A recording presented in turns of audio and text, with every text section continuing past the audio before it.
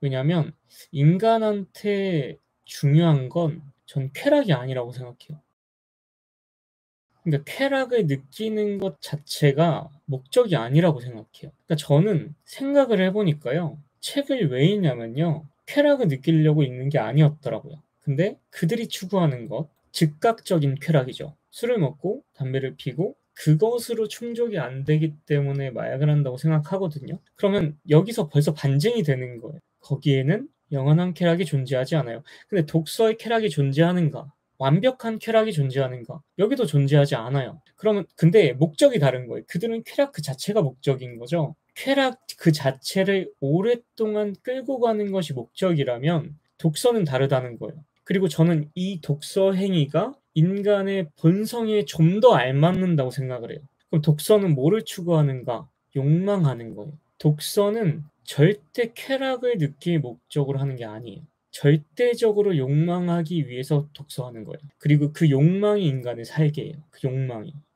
이거는 여러분들이 TV를 보더라도 되게 간단한 예들에서 많이 발견할 수 있어요. 성공한 사람들, 뭔가 자신의 목적을 이룬 사람들의 이야기를 잘 들어보세요. 행복하다고 할까요? 아니, 허무하다 그래요. 전 우는 사람도 봤어요, 방송에서. 내가 생각한 목적지에 도달하는 순간, 다시 말해서 욕망이 끝나는 순간은 죽는 거예요. 그렇기 때문에 로마인들은요, 죽음과 쾌락을 동일시했어요. 그래서 그 욕망의 시간을 연장시키기 위해서 현대인들은 알약을 사용하는 거죠.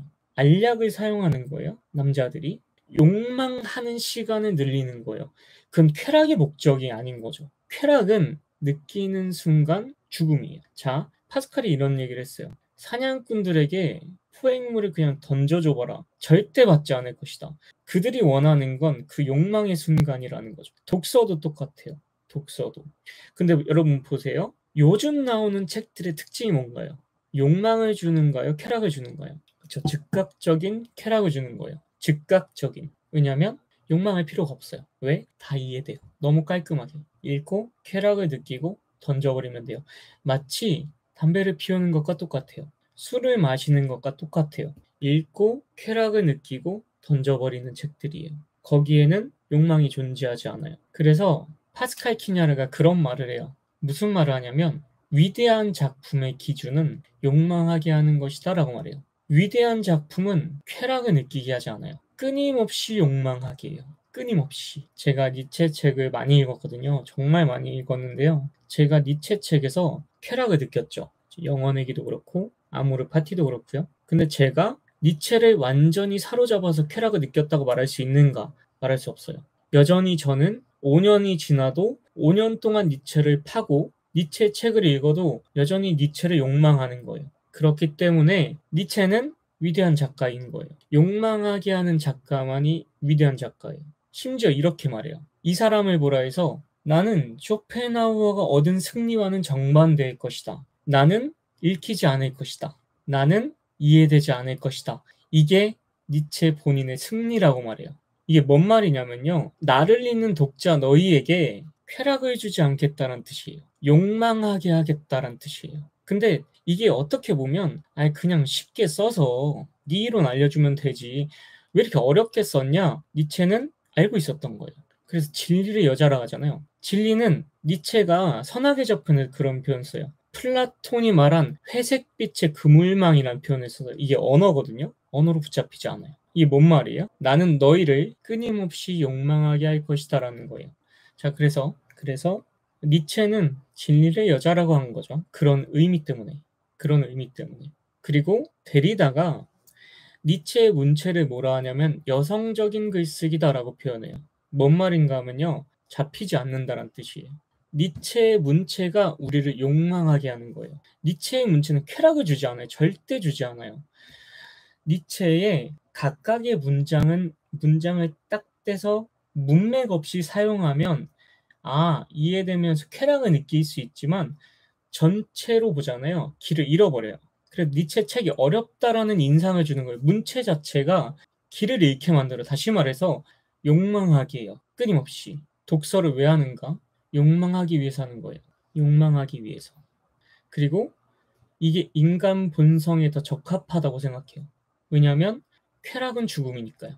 그래서 프랑스 철학자들이 쾌락을 느끼는 순간을 작은 죽음이라고 부르는 거예요. 주이상스도 죽음 충동과 연관시킨 거예요. 락강도. 쾌락은 죽음인 거예요. 달리의 그림을 보세요. 죽음이 있는 거예요. 쾌락 이유가 생각나지 않으세요? 달리의 그림을 보면? 거기 죽음이 있는 거예요. 연어가 근원까지 거슬러 올라가서 쾌락을 느끼면서 죽는 것처럼 인간도 쾌락을 느끼면 눈을 감아요. 이거는 남자든 여자든 똑같아요. 눈을 감아요. 근데 호메로스가 자주 하는 표현이 있어요. 어둠이 눈을 덮쳤다라는 거예요. 근데 이걸 죽음으로 표현해요. 창을 맞고 죽음과 같은 어둠이 눈을 덮었다. 호메로스는 죽음을 그렇게 표현해요. 인간도 마찬가지로 쾌락을 느끼는 순간에 눈을 감아요. 거기에 죽음이 있는 거죠. 근데 저는 담배나 술이나 마약이나 죽음과 같다고 생각해요. 죽음을 주는 거죠. 마약을 주는 사람, 죽음을 건네주는 사람인 거죠. 근데요, 제가 정말 뿌듯한 건 뭐냐면요. 제 영상을 보는 사람들이 하는 말이 있어요. 책을 읽고 싶어졌어요. 이런 말을 해요. 저는 그렇게 받아들여요. 아, 욕망이 시작됐구나. 위대한 작가는 욕망하게 하는 자예요. 쾌락을 주는 자는 위대한 작가가 아니죠. 어떤 예술가든 욕망하게 하는 자가 위대한 거예요. 그래서 위대한 예술 작품은 쾌락을 주려고 하지 않아요. 여러분들을 욕망하게 하죠. 되게 이상한 말이죠. 니체가 책을 썼는데 나는 읽히지 않을 거래요. 되게 이상한 말이죠. 베케트가 이름 붙일 수 없는 자라는 책을 썼는데요. 읽을 수가 없어요. 읽을 수 있는 텍스트가 아니에요. 베케트가 고도를 기다리며 라는 작품을 썼죠. 근데 거기 나오는 럭키의 말은 말이에요. 이해할 수 없는 말들인 거예요. 이해할 수 없는 말들. 락강도 이런 얘기예요. 에크리에서 이 책은 읽기 위해 쓰여진 책이 아니다라고 해요. 이게 뭔 말이냐면요. 나는 너희에게 쾌락을 주지 않겠다는 뜻이에요. 알고 있었던 거예요. 인간은 욕망이 끝나면 죽어요. 욕망의 끝은 죽음이에요. 쾌락은 죽음이에요. 여기서 욕망이라는 라틴어가요. 욕망하다, 갈망하다. 이 라틴어가 뭔 뜻이냐면 머무르지 못하다라는 뜻이에요. 욕망이라는 모든 단어의 어원이요. 머무르지 못함이 욕망하다의 의미예요. 이 자리에서 벗어나는 게 욕망하다, 갈망하다의 뜻이에요. 아까 샤노리님이 말씀하셨죠. 영혼이 배회하는 거예요. 자, 우린 욕망하는 존재죠. 끊임없이 무언가를 욕망하는 존재. 다시 말해서 갈망하죠. 그 자리에 있지 못하고 이탈하는 자예요. 우리는 서성거리는 자예요. 그게 갈망하는 거예요. 자리에 앉지 못하고 늘 불안해하는 존재들인 거죠. 그게 욕망이 서성거리고 방황하는 자들인 거죠. 근데 저는 이런 욕망이 전 인간을 행복하게 한다고 생각해요. 쾌락은 인간을 행복하게 할 수 없어요. 죽음을 주죠. 저는 그 독서하는 순간이 왜 행복하냐면 욕망하기 때문에 행복한 것 같아요. 내가 서성거리기 때문에. 쾌락이 목적이 아니기 때문에. 내가 끊임없이 욕망할 거리가 있기 때문에 전 독서가 너무 행복해요. 욕망할 게 계속 보이는 거예요. 죽을 때까지. 그 니체가 뭐라 하냐면 즐거운 학문에서 여러분 이거 아셔야 돼요. 즐거운 학문이 왜 즐거운 학문이냐면 니체가 이런 표현해요.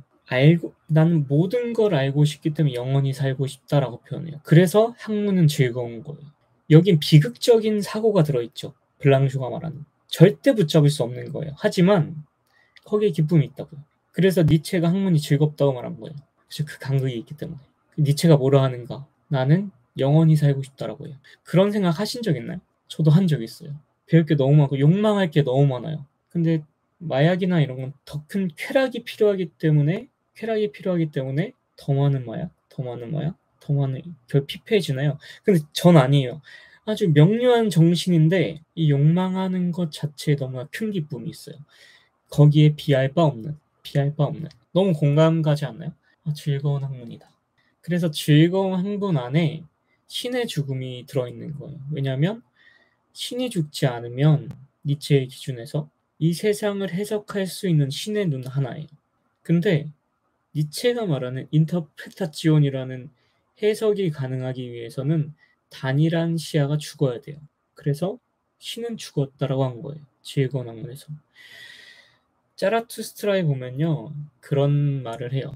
자라투스트라가 바다 위에 서 있어요.